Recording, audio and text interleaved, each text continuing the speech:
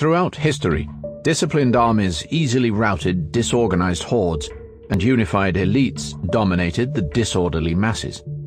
In 1914, for example, 3 million Russian noblemen, officials, and business people lorded it over 180 million peasants and workers.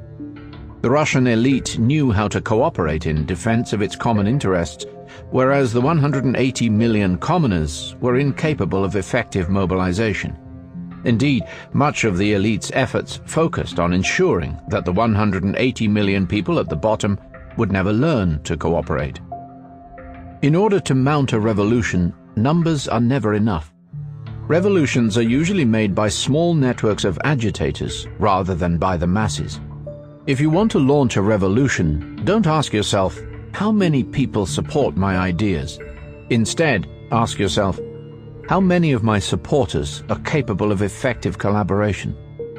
The Russian Revolution finally erupted not when 180 million peasants rose against the Tsar, but rather when a handful of communists placed themselves at the right place at the right time.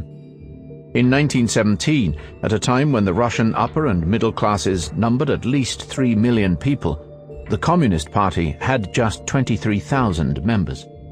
The Communists nevertheless gained control of the vast Russian Empire because they organized themselves well.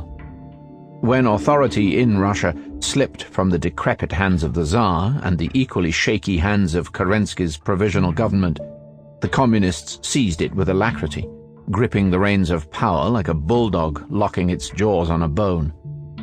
The Communists didn't release their grip until the late 1980s. Effective organization kept them in power for 8 long decades, and they eventually fell due to defective organization.